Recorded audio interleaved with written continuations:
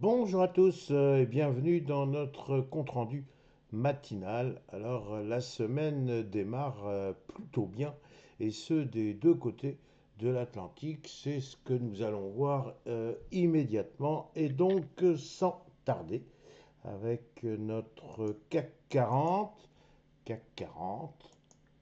qui établit ce que j'ai titré, à savoir une figure parfaite.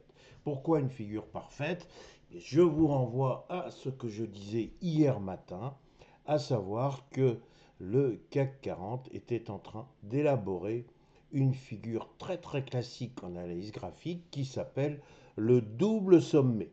Alors le double sommet, ça fait toujours un petit peu peur parce qu'encore une fois, c'est considéré comme un obstacle et l'on voit sur un plan statistique généralement des échecs. Alors ce peut être un petit échec, c'est-à-dire que le CAC 40 pourrait se replier et puis repartir à l'attaque de ce fameux sommet. Bon, alors ce qui est intéressant, c'est de noter la présence de cette petite bougie rouge que vous pouvez voir ici. Elle a une longue mèche inférieure, une mèche supérieure qui est quand même relativement importante, et le tout se termine par un corps assez étroit. Qu'est-ce qu'il faut comprendre? Il faut comprendre qu'il y a effectivement une véritable bagarre entre le camp acheteur et le camp vendeur, et c'est d'autant plus compréhensible qu'effectivement, il y avait comme enjeu cette fameuse figure en double sommet. Pour l'instant, on peut constater qu'il y a une hésitation. Le CAC, certes, a gagné 0,39%, mais attention, c'est pas gagné, comme disent nos enfants. Le passage des 8260 points risque, je dis bien risque, de poser problème.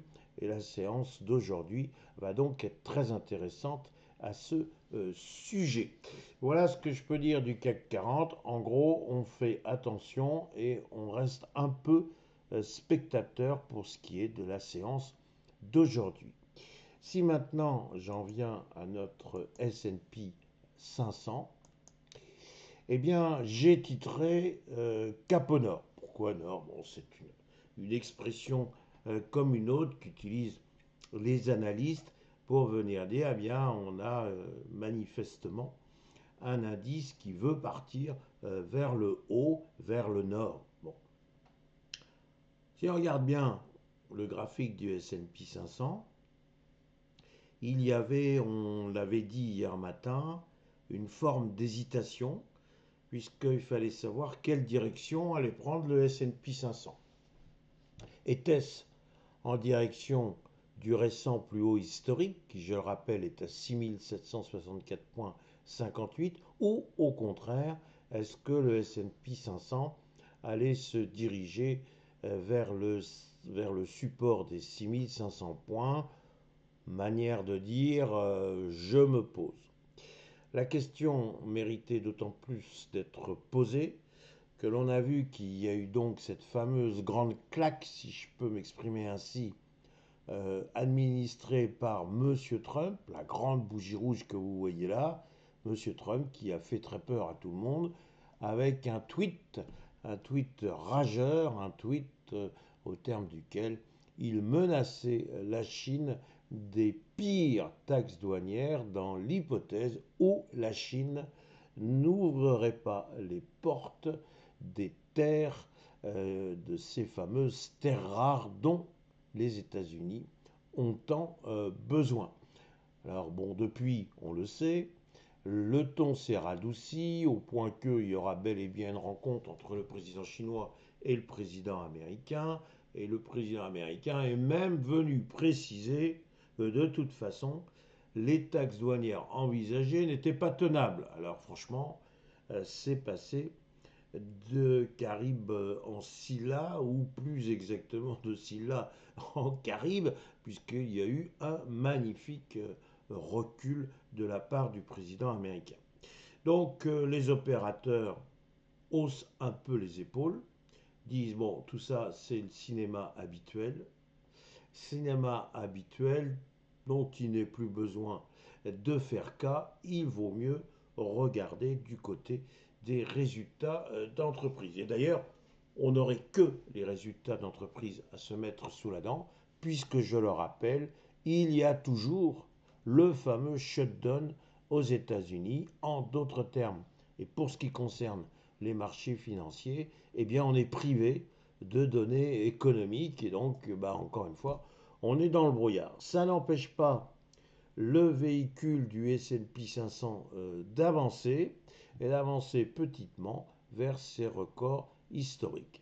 Donc on voit qu'il y a une certaine similitude entre le CAC 40 et le S&P 500. Est-ce que le CAC 40 va déborder les 8260 points? On a vu que c'était toute la question qui se posait avec la figure en double sommet. Et ici, est-ce que le S&P 500 va trouver dès maintenant l'énergie suffisante pour retrouver sa vieille habitude maintenant, son habitude des records historiques? Voilà bien toute la question posée. Vous observerez pour terminer, pour les plus avisés d'entre vous qui l'ont vu avant que je m'exprime, il y a ici un petit gap qui est à refermer, qui n'est pas très puissant. Donc peut-être aussi, il pourrait y avoir d'abord un comblement de ce gap avant de repartir. J'allais dire, tout va dépendre des entreprises qui aujourd'hui vont publier des résultats. D'une manière générale, je suis pour ma part un peu attentiste et j'attends de savoir si la fameuse résistance en formation des 6750 points va être ou non débordée. Voilà mes réflexions du jour. Il me reste à vous souhaiter une excellente séance et vous dire que sur LinkedIn, il y a aussi ma newsletter. Il suffit de quelques minutes pour lire. J'essaie d'utiliser un ton qui peut peut-être vous faire un peu sourire dans ce monde de brut. Voilà, un grand merci.